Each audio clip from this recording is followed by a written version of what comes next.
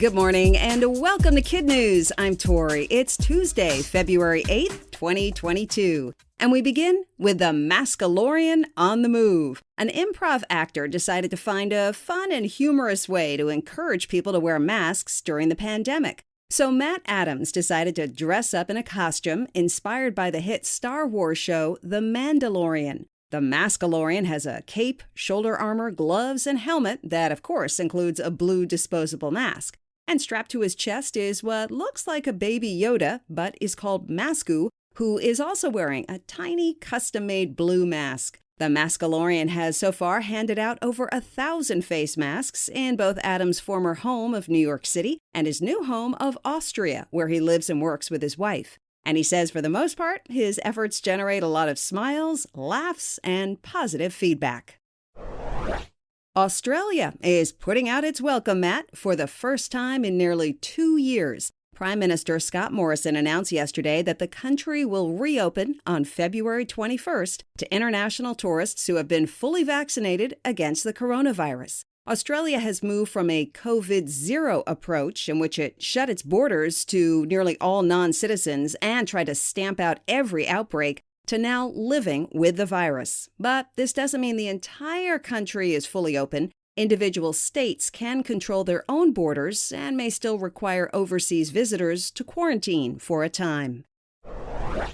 Black History Month is celebrated every February to remember the many contributions African Americans have made to society. American historian Dr. Carter G. Woodson came up with the idea in 1926. And this year, the focus is on the health and well-being of the African American community and also recognizing the achievements of Black medical practitioners and scientific pioneers. These include Dr. James McCune Smith, who was the first African American to earn a medical degree in the 1830s, and Dr. Kizzmekia Corbett, an immunologist at the U.S. National Institute of Health, who led a team that helped develop the Moderna COVID-19 vaccine. The doctor's talents were first recognized by her third-grade teacher, who told Dr. Corbett's mother, "She has a gift. You better seek into it."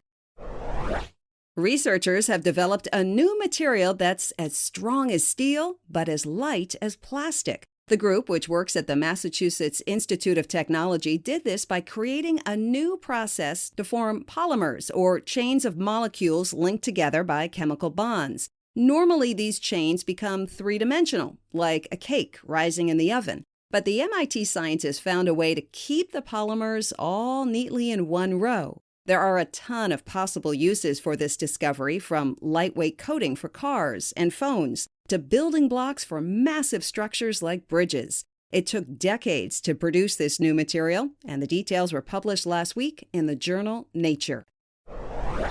When a grammar school teacher in Florida realized that nearly all of her students had never seen snow, she decided to do something about it. So during a trip home for the holidays, Robin Hughes asked her sister, who lives in Kentucky, to send her some. When Kentucky got 10 inches of the white stuff a few weeks ago, the sister built a small snowman with blueberries for eyes, a mini carrot for a nose, and twigs for the arms. Then, sealed in a temperature-controlled package with ice, the snowman, called Lucky, was delivered by priority mail to the school in Riverview, Florida. It arrived basically intact, and Miss Hughes' students were amazed. She told the Washington Post they kept trying to touch it and asking, "Is he coming to life?" For now, Lucky is kept nice and chilly in the school cafeteria and is brought out for other classes to see. But once he gets too shiny, he gets slipped back into the freezer. The plan is for Lucky to be melted on Earth Day, and the water will be used in a newly planted garden at the school. That's it for KidNuz. Now, the KidNuz quiz. The character known as the Maskalorian hands out what to people?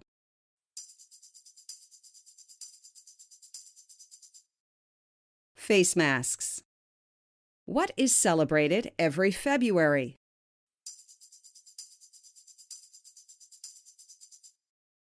Black History Month.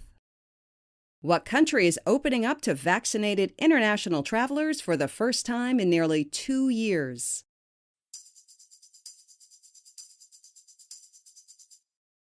Australia. What's the name of the snowman that was sent from Kentucky to a school in Florida?